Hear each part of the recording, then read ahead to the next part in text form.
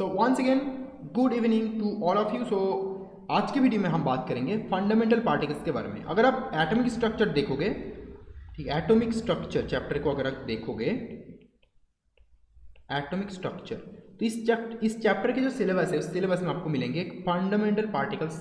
ठीक है, first topic जो होंगे फंडामेंटल पार्टिकल्स। तो कौन कौन फंडामेंटल पार्टिकल, कौन से which are like different kinds of fundamental particles, वो कौन कौन से पार्टिकल्स होते हैं, इस वीडियो में मैं उसके बारे में बात करूंगा। डिटेल्स में आपको बताऊंगा किस किस क्लास के फंडामेंटल पार्टिकल्स होते हैं, उसका क्या क्या प्रॉपर्टीज उसमें प्रेजेंट है।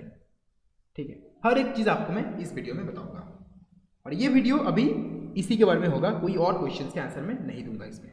ठीक है, तो पहले ये कंसेप्ट आया कहाँ से, ये फंडामेंटल पार्टिकल का कंसेप्ट ये आया कहाँ से है, पहला क्वेश्चन ये अराइज होता है। देखो, मैं बेसिक से स्टार्ट कर रहा हूँ, तो आपको भी बेसिक से सीखने को मिलेंगे। आपके पास एटम्स है, राइट, और ये एटम्स का डिस्कवर किस तरीके से हुआ था, हम ये बोल सकते हैं कि कोई भी पार्टिकल हो, कोई भी चीज़ें हो, कोई भी ऑब्जेक्ट हो, सब्जेक्ट हो, कुछ भी हो, वो जो स्मॉलेस्ट पार्ट से बना हुआ होता है वो हमारा होता है एटम। You know this. तो साइंटिस्ट ने ये डिसाइड किया, क्या एटम ही स्मॉलेस्ट पार्ट है। क्वेश्चन तो क्रिएट होगा ना मन में, साइंटिस्ट क्यों है वो, क्वेश्चन साइंटिस्ट में मन में क्रिएट होगा कि क्या एटम ही स्मॉलेस्ट पार्ट है। आंसर आया नहीं, और डिफरेंट एक्सपेरिमेंट के through we have seen that atoms are different kinds of, like atoms are made of different kinds of particles. One is called electron, another is called proton, और एक है neutron. So electron, proton, neutron, ये तीनों मिला के क्या बनाता है, एटम। You know this. अभी क्या करना है, अभी आपको मैं एक क्वेश्चन पूछ रहा हूं, क्या ये इलेक्ट्रॉन, प्रोटॉन, न्यूट्रॉन ये क्या स्मॉलेस्ट पार्ट है। तो जब तक हमें बस इलेक्ट्रॉन, प्रोटॉन और न्यूट्रॉन मिला था, हम बोल रहे थे ये सारे क्या है, सब एटॉमिक पार्टिकल्स है। क्या है, सब एटॉमिक पार्टिकल्स। सब एटॉमिक पार्टिकल्स, सब एटॉमिक पार्टिकल्स कौन होते हैं, जो एटम से भी छोटा होता है। ये सारे क्या था, सब एटॉमिक पार्टिकल्स। लेकिन कुछ टाइम बाद फिर से साइंटिफिक एडवांसमेंट हुआ और हुआ, फिर ये इलेक्ट्रॉन, प्रोटॉन, न्यूट्रॉन भी देखा गया कि ये भी कुछ और पार्टिकल से बना हुआ है, मतलब ये भी कोई स्मॉलेस्ट पार्टिकल नहीं है, ये भी स्मॉलेस्ट पार्टिकल नहीं है, ये भी कुछ और पार्टिकल से बना हुआ है। तो वो पार्टिकल का नाम क्या है, और जब जो इलेक्ट्रॉन, प्रोटॉन, न्यूट्रॉन जो है ये जिन चीजों से बना हुआ है वो क्या है, लेट मी शो यू, वो होता है क्वार्क। ये जो और स्मॉलेस्ट पार्ट है ना, इसको हम बोलते हैं क्वार्क। ठीक है, मैं डिटेल्स में बताऊंगा कि इलेक्ट्रॉन, प्रोटॉन, न्यूट्रॉन किस तरीके से इससे क्रिएट होता है, थोड़ा सा डिटेल्स में दे दूंगा आपको। इसको हम बोलते हैं क्वार्क्स। ठीक है, तो जब आपको क्वार्क्स मिल चुका है, तब आप पूछोगे क्या क्वार्क्स स्मॉलेस्ट पार्टिकल है, तो अब सब एटॉमिक पार्टिकल पहले क्या था, इलेक्ट्रॉन, प्रोटॉन, न्यूट्रॉन। अभी हम क्वार्क को भी क्या बोल सकते हैं, जो क्वार्क्स होते हैं इसको भी हम बोल सकते हैं ना, ये भी हमारा सब एटॉमिक पार्टिकल है, क्योंकि क्वार्क से बनता है ये neutron, proton, this kind of thing, and ये सारे मिला के बनाते हैं हमारा एटम, और एटम बनाता है कोई भी ऑब्जेक्ट या सब्जेक्ट। तो हम इस तरीके से डिसाइड कर सकते हैं कि हमारा जो स्मॉलेस्ट पार्ट है till now those are quarks. Maybe I am not telling you, I am not a particle physicist, but I am telling you maybe in future these quarks, scientists can discover that these quarks are made of some other particles. It can be discovered, right? So till now these are our subatomic particles. Now question arises, we don't need to understand about these quarks. Quarks are like, these are particle physics phenomena. If you want to understand this, you need to understand particle physics. That's a different thing. हमें यह समझना है कि electron, proton, neutron क्या होती है, आपको already पता है, तो मैं इसमें डिटेल्स में नहीं जाऊंगा क्योंकि आपको ऑलरेडी पता है इलेक्ट्रॉन, प्रोटॉन, न्यूट्रॉन क्या होता है। लेकिन मैं अगले वीडियो में पूरे डिटेल्स में जब बताऊंगा कि वो थ्योरी आया कैसे था, तब मैं पूरा डिटेल्स में आपको बताऊंगा कि इलेक्ट्रॉन, प्रोटॉन, न्यूट्रॉन का डिस्कवरी किस तरीके से हुआ था, उसके बाद उसमें प्रॉब्लम क्या थी, उसको मॉडिफिकेशन किस तरीके से किया गया, उसके बाद ओल्ड क्वांटम थ्योरी क्या है, ओल्ड क्वांटम थ्योरी में कौन कौन आता है, और उसके बाद न्यू क्वांटम थ्योरी क्यों आया, और उसमें क्या डिटेल्स है, अगले वीडियो में हम डिटेल्स में जानेंगे। लेकिन इस वीडियो में मैं आपको ब्रीफ आइडिया दे रहा हूं कि ये इलेक्ट्रॉन, प्रोटॉन, न्यूट्रॉन किस तरीके से बनता है। ठीक है, तो या फिर किस एक्सपेरिमेंट से पता चला था साइंटिस्ट को, तो मैं टाइम के हिसाब से जाऊंगा। ठीक है, तो 1886 में एक साइंटिस्ट थे जिनका नाम था गोल्डस्टेन। तो गोल्डस्टेन ने क्या किया था, एक एक्सपेरिमेंट किए थे जिनका नाम है एनोड रे एक्सपेरिमेंट। ओके, एनोड रे एक्सपेरिमेंट। और इस एनोड रे एक्सपेरिमेंट के थ्रू आपको मिला था प्रोटॉन्स, प्रोटॉन का आविष्कार हुआ था और ये पाया गया था कि इसमें प्रोटॉन जो होता है वो पॉजिटिवली चार्ज होता है। Got it. नेक्स्ट साल आया 1897। 1897 तक हमें इलेक्ट्रॉन नहीं पता था क्या कुछ भी है, तो हम क्या बोलते थे उसको। 1897 से पहले तक हमें जो नेगेटिवली चार्ज्ड पार्टिकल मिलता था एटम्स में उसको हम नेगेटिवली चार्ज्ड पार्टिकल बोलते थे। अगर आपने 1897 से पहले कोई भी एक्सपेरिमेंट देखे होंगे, अगर अच्छे बुक्स में देखे होंगे, कहीं पे भी इलेक्ट्रॉन वर्ड मेंशन नहीं किया गया है, क्योंकि इलेक्ट्रॉन का आविष्कार ही नहीं हुआ था, क्या मेंशन करेंगे, और करना भी नहीं चाहिए। और अगर आप उसके बाद हो तो आप इलेक्ट्रॉन को मेंशन करो, तब क्या बोलो, negatively charged particle present in atom, simple, ठीक है। तो 1897 में साइंटिस्ट जे थॉमसन एक एक्सपेरिमेंट किए थे जिसका नाम था cathode ray experiment, cathode ray experiment. और इस एक्सपेरिमेंट के थ्रू हमें मिला था इलेक्ट्रॉन्स, और ये भी मिला था कि इसका जो चार्ज होता है वो होता है नेगेटिवली चार्ज। तो आपके मन में क्वेश्चन क्रिएट हो रहा होगा, अब ये तो हो गया पॉजिटिव, ये हो गया नेगेटिव। अब क्वेश्चन रेज होता है कि न्यूट्रॉन की जरूरत क्यों पड़ी, तो न्यूट्रॉन क्यों आया वो हम अगले वीडियो में जानेंगे पूरे डिटेल्स के साथ, क्योंकि आपको, मुझे पता है कि आपको पता है ये सब कुछ, लेकिन बेसिक जानना इंपॉर्टेंट है बहुत ज़्यादा। अगर आपको बेसिक ही पता नहीं है तो अगर फ्यूचर में आप किसी को समझाओगे कुछ चीज़ें, आपको खुद पे डाउट होगा कि ये चीज़ ऐसा है क्या, वैसा है क्या। तो बेसिक आपको पता होनी चाहिए, बेसिक्स, और इसके लिए मैं टाइम लूंगा। मैंने बोला मैं बेसिक से डीप में समझाऊंगा, और कितने डीप आप मेरे वीडियोस में जाओ देख लो, कितने डीप में आप जानोगे। ऑलरेडी सारे वीडियोस बेंजीन मैथ्स में प्रेजेंट है, ठीक है ना। तो अभी एक और साल आया 1932। तो 1932 में क्या हुआ, एक और साइंटिस्ट आए जिनका नाम था सैडविक।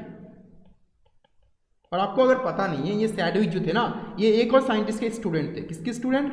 रदरफोर्ड के student, Rutherford student. Got it. तो ये सैडविक आके उन्होंने आविष्कार किया, किसका? उनका एक्सपेरिमेंट था सैडविक एक्सपेरिमेंट। इसका कोई नाम नहीं है एक्सपेरिमेंट का, इसका नाम है सैडविक एक्सपेरिमेंट, ओके। और इस एक्सपेरिमेंट के थ्रू उन्होंने आविष्कार किया किसका? न्यूट्रॉन का। और ये न्यूट्रॉन जो होता है वो होता है न्यूट्रल, इसका चार्ज क्या होता है? जीरो होता है, जीरो चार्ज, राइट। तब अभी हमें तीनों पार्टिकल्स मिल चुके हैं, और ये तीनों पार्टिकल्स हमारे लिए काफ़ी होगा इन टर्म्स केमिस्ट्री को समझने के लिए। हमें ये क्वार्ट्ज के बारे में जानना नहीं है, ठीक है। अब इसके बाद कुछ और एक्सपेरिमेंट किया गया, जैसे कि अल्फा रे एक्सपेरिमेंट। तो इस तरीके के एक्सपेरिमेंट से हमें क्या मिला, जो कि मैं अगले वीडियो में डिटेल्स में बताऊंगा। क्या मिला? एटॉमिक स्ट्रक्चर मिला। तो इस एटॉमिक स्ट्रक्चर में तो आपके देखो, मैं आपके अगले वीडियो में क्या बताऊंगा, मैं आपको डिटेल्स थोड़ा दे रहा हूँ। आप क्वेश्चन पूछ सकते हो कि कैसे हमें पता चला कि यहाँ पे न्यूक्लियस है और इलेक्ट्रॉन रिवॉल्व कर रहा है। हमें कैसे पता चला कि इलेक्ट्रॉन रिवॉल्व ही कर रहा है, और हमें ये भी कैसे पता चला कि यहाँ पे वैकेंसी ज़्यादा है, इलेक्ट्रॉन एक पार्टिकुलर ऑर्बिट में रिवॉल्व कर रहा है। फिर ऑर्बिट से ऑर्बिटल का कंसेप्ट किस तरीके से आया, और किस तरीके से ऑर्बिटल से हम इलेक्ट्रॉनिक कन्फिगरेशन ड्रॉ कर सकते हैं। वो तो इलेक्ट्रॉनिक कन्फिगरेशन तो मैं सिखाऊंगा नहीं, वो आपको पता है, बट ऑर्बिट से ऑर्बिटल का कंसेप्ट किस तरीके से आया, क्यों जरूरत पड़ी, क्या एक्सपेरिमेंट्स थे, क्यों वो फेल हुए, फिर क्यों क्या एक्सपेरिमेंट नए आए, हर एक चीज़ अगले वीडियो में हम डिस्कस करेंगे बोर थ्योरी से पहले। अभी ये फंडामेंटल पार्टिकल्स का टॉपिक है, ठीक है। तो हमें क्या मिला? दो सेक्शन मिला एटम में। एक सेक्शन होता है जहाँ पे न्यूक्लियस रहता है, और न्यूक्लियस में क्या रहता है? एक रहता है प्रोटॉन और न्यूट्रॉन, जो हमने आविष्कार किया अभी, जो साइंटिस्ट गोल्डस्टेन, थॉमसन और सैडविक ने आविष्कार किया। तो न्यूक्लियस में रहता है neutron plus proton plus neutron, okay. एक और सेक्शन है एटम का जिसका बोलते हैं इलेक्ट्रॉन्स, जिस सेक्शन में कौन रहता है? इलेक्ट्रॉन्स रहते हैं, राइट। तो इस सेक्शन जो होते हैं, इस सेक्शन में रहते हैं इलेक्ट्रॉन्स, इस सेक्शन में रहते हैं इस सेक्शन को हम बोलते हैं न्यूक्लियस, जहाँ पे प्रोटॉन और न्यूट्रॉन रहता है। ये भी आपको पता है, तो इसमें मैं जाऊंगा नहीं अभी। तो इंपॉर्टेंट बात ये है यहाँ पे कि ये तो मोर और लेस आप सभी को पता होगा, बट साल 1928 में एक और साइंटिस्ट आए, Dirac. I hope you have listened already about Fermi Dirac statistics. वो डिरैक, ठीक है, डिरैक। तो इन्होंने क्या किया, इन्होंने एक प्रपोजल लेके आए साइंटिस्ट के बीच में, साइंटिफिक कम्युनिटी में। बहुत टैलेंटेड साइंटिस्ट है ये, बहुत ज़्यादा टैलेंटेड साइंटिस्ट है, ठीक है। इन्होंने एक प्रपोजल लेके आए, इन्होंने प्रपोज किया एक और पार्टिकल के बारे में, एंटी पार्टिकल्स। एंटी पार्टिकल्स के बारे में इन्होंने प्रपोज किया। तो अब क्वेश्चन राइज होता है, एंटी पार्टिकल्स होता क्या है? ये एंटी पार्टिकल एक क्लास ऑफ पार्टिकल है। क्या है ये? Class of particle, a class of particle.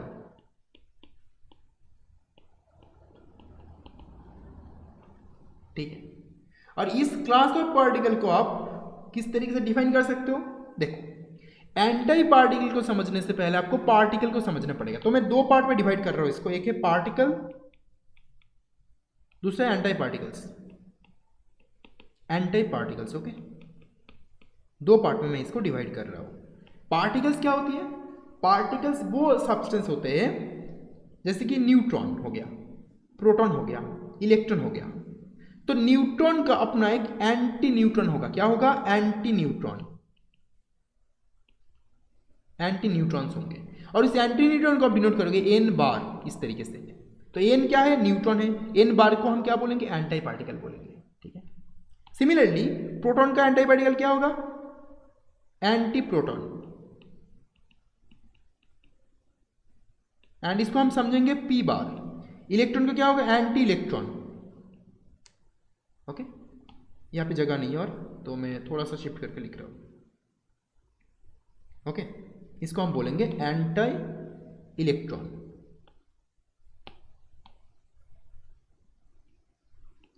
Anti electron, इसको हम ई बार से समझेंगे। Got it? तो anti neutron, anti proton, anti electron, ये सारे पार्टिकल से क्या हुआ?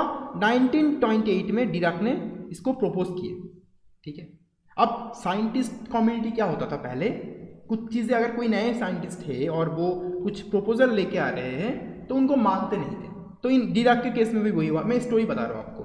डिराक के केस में भी वही चीज़ें हुआ कि उन्होंने एंटी पार्टिकल के बारे में बात की है, लेकिन उन्होंने कोई एक्सपेरिमेंट नहीं दिया, उन्होंने बस बात की है, ठीक है। तो इन्होंने बोला एक और क्लास का पार्टिकल है ये, हम जो डिसाइड जानते हैं, हमें जो पता है वो हमारा न्यूट्रॉन, प्रोटॉन, इलेक्ट्रॉन, ये सारे पार्टिकल्स है। तो इसका एंटी पार्टिकल्स भी होता है, anti neutron, anti proton, anti electrons. तो मैं बताऊंगा ये क्या होता है, क्या होता है, क्या नहीं होता है, हर चीज़ में डिटेल्स में बताऊंगा, अभी बस जान लो। लेकिन ये साइंटिस्ट, कोई जो साइंटिफिक कम्युनिटी थे ना उस टाइम पे, वो मान नहीं रहे थे कि कैसे हो सकता, आप प्रूफ दिखाओ।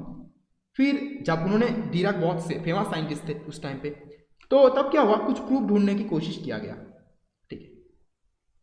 तो क्या हुआ, 1928 में डिराक ने बस प्रपोज किया। इसके 3 साल बाद 1931 में एक साइंटिस्ट है जिनका नाम है एंडरसन।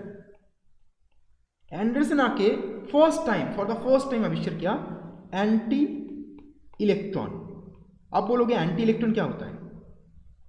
ये तो एंटी पार्टिकल है, ठीक है, समझ में आ गया। एंटी इलेक्ट्रॉन, तो एंटी पार्टिकल होता है जनरली, एंटी इलेक्ट्रॉन जनरली होता है इलेक्ट्रॉन ही आपका। इलेक्ट्रॉन तो इलेक्ट्रॉन है, तो एंटी इलेक्ट्रॉन मतलब इलेक्ट्रॉन ही, लेकिन इसका चार्ज ऑपोजिट होंगे बस। Electrons with opposite charge. तो ये प्रोटॉन नहीं होगा, ये मत सोचो कि ये प्रोटॉन होगा।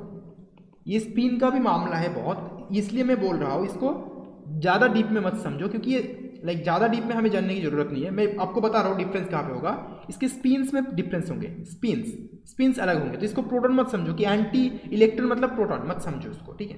तो इस इलेक्ट्रॉन्स ही होंगे, लेकिन ऑपोजिट इलेक्ट्रॉन, बट ऑपोजिट क्या? चार्ज।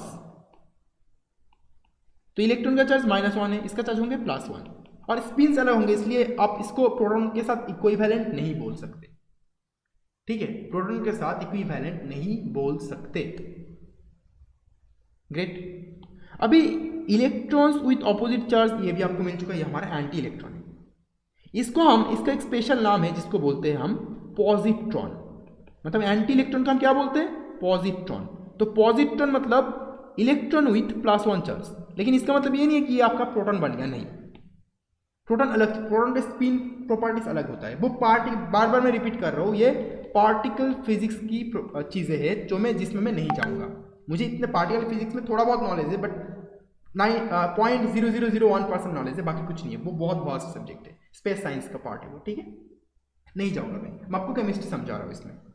फिर 1931 में एंडरसन फर्स्ट ये आविष्कार किए। फिर एक और साल आया, इसका लगभग 20-22 साल बाद 1955 में एक और साइंटिस्ट, एक ग्रुप ऑफ साइंटिस्ट आया जिसका नाम था सेग्रे एंड उनके एसोसिएट जो होते हैं, एंड हिज एसोसिएट्स।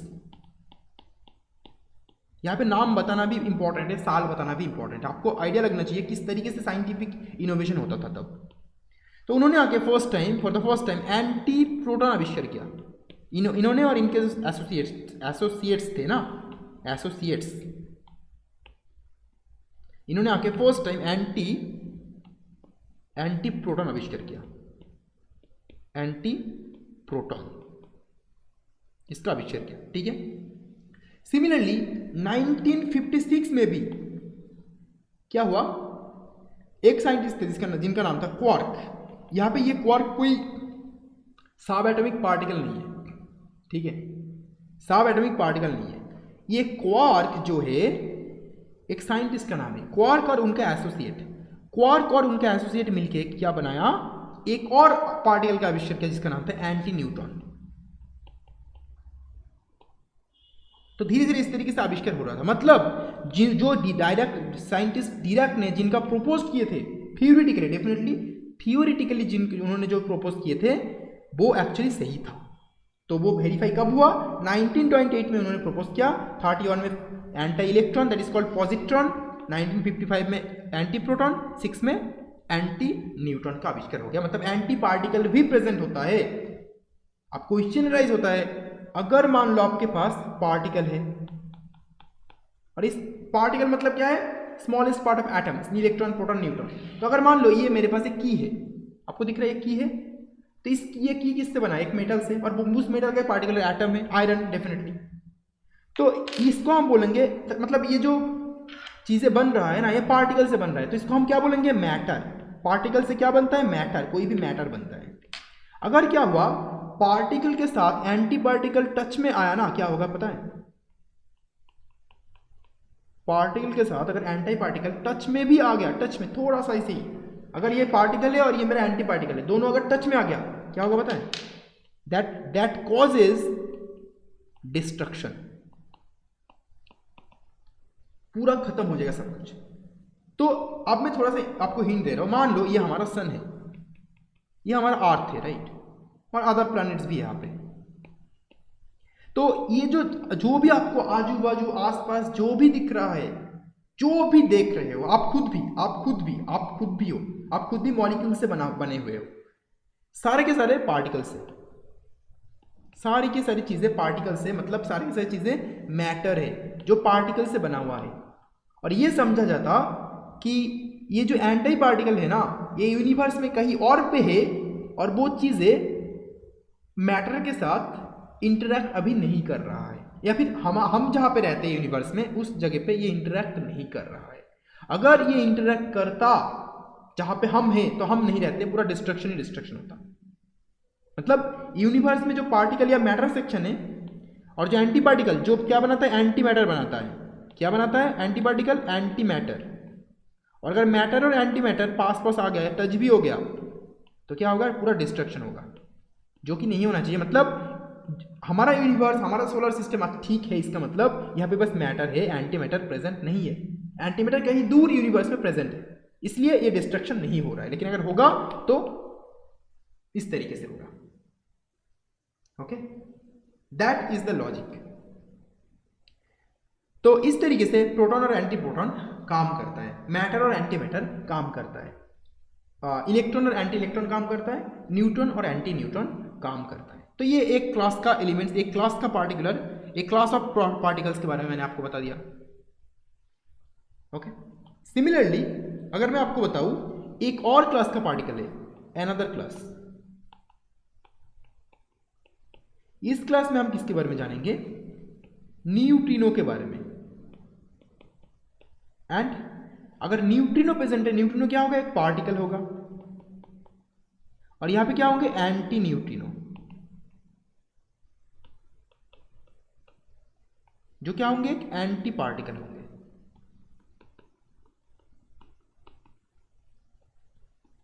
तो न्यूट्रिनो पार्टिकल प्रेजेंट है, मतलब उसके एंटी न्यूट्रिनो भी, एंटी पार्टिकल भी प्रेजेंट होंगे, जो कि हमारा एंटी न्यूट्रिनो है। अब क्वेश्चन राइज होता है, मैं आपको ये बताऊंगा कि ये न्यूट्रिनो और एंटी न्यूट्रिनो का फंडा आया कहां से था। ठीक है, एक स्टोरी बता रहा हूं, सुनो। देखो, आपको पता है बीटा पार्टिकल क्या है, तो आपका ये न्यूक्लियस है, ये आपका ऑर्बिट मान लो फॉर द टाइमिंग, जो कि होता नहीं है एग्जैक्टली, ये आपका इलेक्ट्रॉन है जो कि ऑर्बिट में प्रेजेंट है। तो जो सिस्टम एटम्स होता है वो, अगर मान लो ये रेडियो एक्टिव एटम है, मतलब ये क्या करेगा, रेडियो एक्टिव डिसइंटीग्रेशन करेगा, तो ये क्या करेगा, अल्फा बीटा गामा रेस छोड़ेगा, अल्फा बीटा गामा। हमें अल्फा से भी मतलब नहीं है, गामा से भी मतलब नहीं है, हमें बीटा से मतलब है। ठीक है, हमें बीटा पार्टिकल से, बीटा रे से मतलब है। बीटा रे मतलब बीटा पार्टिकल का क्या, stream, stream of beta particle. Beta रे का मतलब क्या होता है, स्ट्रीम ऑफ बीटा पार्टिकल। अब ये बीटा पार्टिकल दो पार्ट में रह सकता है, एक पार्ट जिसका लाइक एनर्जी मैक्सिमम होगा, तो मैक्सिमम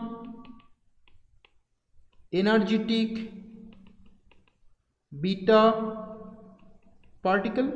एक और होता है जिसका होता है minimum energetic beta particle. I hope you can say this, minimum energetic beta particle. Okay, तो एक होता है मैक्सिमम एनर्जेटिक बीटा पार्टिकल, दूसरा होता है मिनिमम एनर्जेटिक बीटा पार्टिकल। अब जो मैक्सिमम एनर्जेटिक बीटा पार्टिकल होता है, तो मान लो ये एक बीटा पार्टिकल है, ये एक बीटा पार्टिकल, ये एक बीटा बीटा, बहुत सारे बीटा पार्टिकल है। अब क्या होगा, जो मैक्सिमम एनर्जेटिक बीटा पार्टिकल होता है उसके केस में आपको एक पार्टिकल इसके साथ कोलाइड किया, एक बीटा पार्टिकल दूसरे बीटा पार्टिकल के साथ कोलाइड किया, कोलाइड करने के बाद ये कुछ एनर्जी इसमें ट्रांसफर करेगा, और ट्रांसफर करने के बाद ये रिक्वायर होकर फिर से तीसरे कोई इसमें क्या होगा, इसके साथ कोलाइड किया करके फिर से वापस आके इसके साथ कोलाइड करेगा, फिर इसके साथ वापस जाके किसी और के साथ कोलाइड करेगा। मतलब हमेशा एनर्जी का ट्रांसफर एक से दूसरे में होता रहेगा। लेकिन अगर मान लो इसके पास जो एनर्जी है, अगर सारा का सारा एनर्जी ट्रांसफर कर दे इसमें, तो इसमें अगर एनर्जी नहीं है, क्या ये मूव करेगा, नहीं मूव करेगा। तो जो मैक्सिमम एनर्जेटिक बीटा पार्टिकल होते हैं, मतलब जिस बीटा पार्टिकल में बहुत ज़्यादा एनर्जी होती है, वो बीटा पार्टिकल क्या करता है, इसके साथ कोलाइड करेगा। कोलाइड करने के बाद जो रिक्वायर्ड एनर्जी क्रिएट होगा, रिक्वायर्ड एनर्जी मतलब कोलाइड करने के बाद जो एनर्जी ये गेन करेगा, या फिर ये जो एनर्जी लूज करके इसका जो एनर्जी होंगे, जिस एनर्जी से वापस आएगा कोलाइड करने के बाद, वो एनर्जी को बोलते हैं रिक्वायर्ड एनर्जी। तो वो इसके अंदर वो रिक्वायर्ड एनर्जी रहेगा कि ये फिर से कोलाइड करने के बाद वापस आके कोई दूसरे बीटा पार्टिकल के साथ फिर से कोलाइड करे। मतलब इसने इसके साथ कोलाइड किया, फिर रिक्वायर्ड एनर्जी गेन किया, और रिक्वायर्ड एनर्जी गेन करने के बाद दूसरे कुछ बीटा पार्टिकल के साथ फिर से कोलाइड किया, फिर ये तीसरे के जा रहा है, कंटिन्यूअस इस तरीके से होगा। और कोलाइड करने के बाद ये कुछ एनर्जी लूज करेगा मान लो, तो लूज करने के बाद इसकी एनर्जी तो कम हो गया ना, तो उस एनर्जी, ये as I am talking about higher energy, maximum energetic beta particle, तो एनर्जी लूज करने के बाद भी इसमें कुछ एनर्जी रहेगा, और उस एनर्जी से ये दूसरे के साथ जाकर कोलाइड करेगा। मतलब यहाँ पे क्या हो रहा है, higher energy beta particle case में क्या हो रहा है, for higher energetic beta particle, higher energetic beta particle क्या होता है, कंजर्वेशन ऑफ एनर्जी फॉलो होता है, कंजर्वेशन ऑफ एनर्जी फॉलो होता है, इज फॉलोड, राइट। बट क्या होगा अगर मैंने नहीं बोला, what will happen, minimum energetic with minimum energetic beta particles, मतलब वो बीटा पार्टिकल्स जिनमें मिनिमम एनर्जी है। तो मान लो आपके पास इस तरीके का बीटा पार्टिकल प्रेजेंट है, तो फर्स्ट ऑफ ऑल ये पार्टिकल इसके साथ कोलाइड किया, कोलाइड करने के बाद अगर ये ऑलरेडी मिनिमम एनर्जी, इसका एनर्जी लो है, तो कोलाइड करने के बाद इसके पास इतना एनर्जी होगा ही नहीं जिस एनर्जी से ये इसके साथ कोलाइड करने के बाद फिर से इसमें कुछ एनर्जी बचेगा, उस एनर्जी से इसके साथ कोलाइड करेगा। तो अगर इसके साथ कोलाइड करने के बाद ये वापस इसके साथ कोलाइड नहीं किया, तो सोच के देखो एक सेकेंड के लिए, क्या यहाँ पे एनर्जी कंजर्वेशन मेंटेन होगा। मतलब मान लो यहाँ पे इसके साथ कोलाइड किया, इसके बीच में कोई रिक्वायर्ड एनर्जी बचा हुआ था, तो यहाँ पे यहाँ तक आया, यहाँ पे पहुंचा ही नहीं। सिंपल लैंग्वेज में आपको बता रहा हूँ, तो इन दैट केस आपको यहाँ पे कंजर्वेशन, एनर्जी कंजर्वेशन नहीं होंगे, energy is not conserved. But the problem is अगर किसी भी सिस्टम में एनर्जी कंजर्व नहीं हो रहा है वो सिस्टम तो पॉसिबल ही नहीं है। मतलब lowest energy beta particle possible ही नहीं है, minimum energetic beta particles possible ही नहीं है। बट ये तो पॉसिबल है, हो सकता है बीटा पार्टिकल हाई एनर्जेटिक हो, बीटा पार्टिकल लोअर एनर्जेटिक हो, इट इज पॉसिबल, राइट। तो प्रॉब्लम क्या है यहाँ पे, क्यों एनर्जी ऑफ कंजर्वेशन फॉलो नहीं हो रहा है, और क्यों किस तरीके से हम इसको एक्सप्लेन करें ताकि एनर्जी ऑफ कंजर्वेशन फॉलो करे, क्योंकि ये इम्पॉसिबल है। एनर्जी की कोई सिस्टम कंजर्वेशन ऑफ एनर्जी को फॉलो, लाइक एनर्जी को कंजर्व नहीं कर रहा है और कंजर्वेशन ऑफ एनर्जी को फॉलो नहीं कर रहा है, ये इम्पॉसिबल है, पॉसिबल ही नहीं है। तो यहाँ पे क्यों ऐसा हो रहा है, यहाँ पे हम कुछ मिस कर रहे हैं। वो मिस क्या कर रहे हैं, वो है कि जब ये इसके साथ कोलाइड कर रहा है ना, तब हम ये सोच रहे हैं कि ये एनर्जी इसमें ट्रांसफर किया और यहाँ तक आया, इसके साथ सेकेंड टाइम कोलाइड नहीं कर रहा है। एक्चुअली हो क्या रहा है यहाँ पे, जब इसके साथ इसने कोलाइड किया, नॉट ओनली इसने क्या किया, ये जो फर्स्ट बीटा पार्टिकल था इसने इसमें एनर्जी को ट्रांसफर किया, बट ऑल्सो क्या हुआ, कुछ अदर पार्टिकल जनरेट हुए इस कॉलिजन के बाद। और वो पार्टिकल हमारा क्या होता है, दिस पार्टिकल जो होता है वो होता है neutrino and anti neutrino.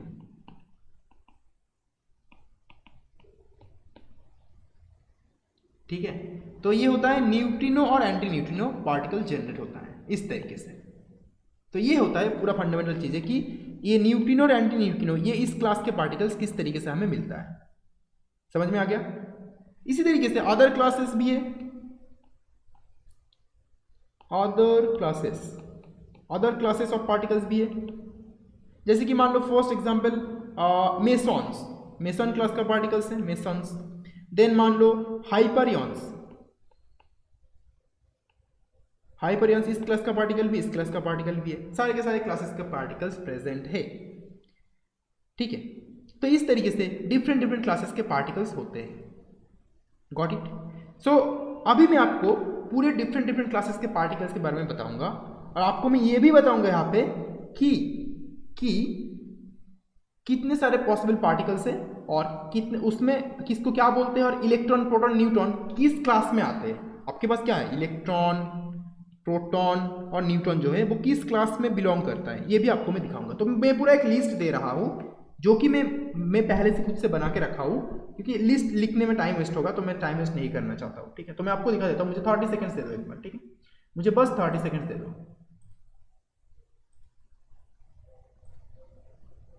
30 second just.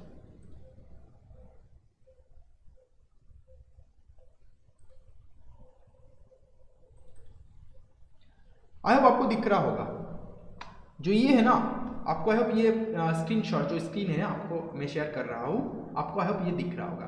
तो यहाँ पे अगर अच्छे से आप देखोगे, ये आपका डिफरेंट क्लासेस, मैंने फर्स्ट डिफरेंट क्लासेस दिखाया, फिर यहाँ पे क्या है, नेम ऑफ सिंबल्स है, नेम है, उसके बाद सिंबल, किस सिंबल से हम उसको डिनोट करेंगे, फिर उसका रेस्ट मास कितना है, रेस्ट मास कितना है, मतलब रेस्ट मास ये एक्स नहीं, ये मल्टीप्लाइड बाय इलेक्ट्रॉन का मास, मतलब इलेक्ट्रॉन के मास से अगर आप इसका रेस्ट मास मल्टीप्लाई करोगे तो इसका प्रॉपर इसका जो मास मैंने दिया है यहाँ पे, इसको मल्टीप्लाई करोगे तो आपको इसको रेस्ट मास मिलेंगे। तो 0 मल्टीप्लाइड बाय इलेक्ट्रॉन का मास वो होंगे फोटोन का rest mass, 0 multiplied by electron का मास वो होंगे ऐसे ई न्यूट्रिनो का like rest mass, mu neutrino का रेस्ट मास क्या होंगे, 0 multiplied by mass of electron. इसी तरीके से जो इलेक्ट्रॉन होता है इसका रेस्ट मास क्या होंगे, 1 multiplied by mass of electron, मतलब ये इलेक्ट्रॉन ही तो है, तो इलेक्ट्रॉन का मास इसके साथ मल्टीप्लाई करना है, इलेक्ट्रॉन के मास के साथ मल्टीप्लाई करना है। ठीक है, तो ये रेस्ट मास है। रेस्ट मास मतलब जब वो रेस्टेड कंडीशन में रहेगा, कोई डायनामिक मोशन में नहीं रहेगा, तब उसका मास कितना होगा। तो और लास्टली मैंने दिखाया यहाँ पे मीन हाफ लाइफ, जो हाफ लाइफ होता है क्या होता है, देखो हाफ लाइफ उसका होगा जिसको जो रेडियो एक्टिविटी शो करेगा, राइट। और ये जो फोटोन होता है वो स्टेबल होता है, e neutrino stable, mu neutrino stable, electron वो भी स्टेबल होता है। लेकिन अगर आप प्रोटॉन और न्यूट्रॉन को चेक करोगे, ये बेरियन क्लास में आता है, लास्ट में देखो बेरियन क्लास में आता है। ठीक है, और ये अगर देखोगे प्रोटॉन स्टेबल है, बट न्यूट्रॉन इसका हाफ लाइफ प्रेजेंट है, मतलब एक टाइम के बाद न्यूट्रॉन क्या होता है, अदृश्य हो जाता है, मतलब वो रहता ही नहीं, गायब हो जाता है। ठीक है, हाफ लाइफ होता है। तो कितना हाफ लाइफ होता है दैट इज नॉट इंपॉर्टेंट, बस होता ही है। तो कौन कौन स्टेबल है और कौन रेडियो एक्टिविटी शो करेगा, ओके, किसका किसका हाफ लाइफ रहेगा वो मैंने आपको दिखा दिया। तो डिफरेंट काइंड्स ऑफ पार्टिकल्स से सिंबल्स है, इसमें आपको इतना याद रखना है कि इलेक्ट्रॉन किस क्लास में आता है, प्रोटॉन किस क्लास में आता है और न्यूट्रॉन किस क्लास में आता है। मैंने बाकी भी एग्जांपल्स दिए, और भी एग्जांपल्स है, लेकिन वो आपके लिए फिलहाल इंपॉर्टेंट नहीं। तो आई होप आपको पूरा इन्फॉर्मेशन मिल चुका होगा। आप एक स्क्रीनशॉट ले लो, आपको पूरा इन्फॉर्मेशन यहाँ पे मिल जाएंगे। Got it? So that's all. तो यही है पूरा video on this chapter. Okay, so that's all about this video. अगले वीडियो में हम बात करेंगे किस तरीके से एटॉमिक मॉडल का डेवलप हुआ, उसके बाद क्वांटम मैकेनिक्स किस तरीके से उसमें इन्वॉल्व हुआ और बोर थ्योरी क्या है। अगले वीडियो में हम उसके बारे में बात करेंगे। ठीक है, तो मिलते हैं अगले वीडियो में। Till then, good bye.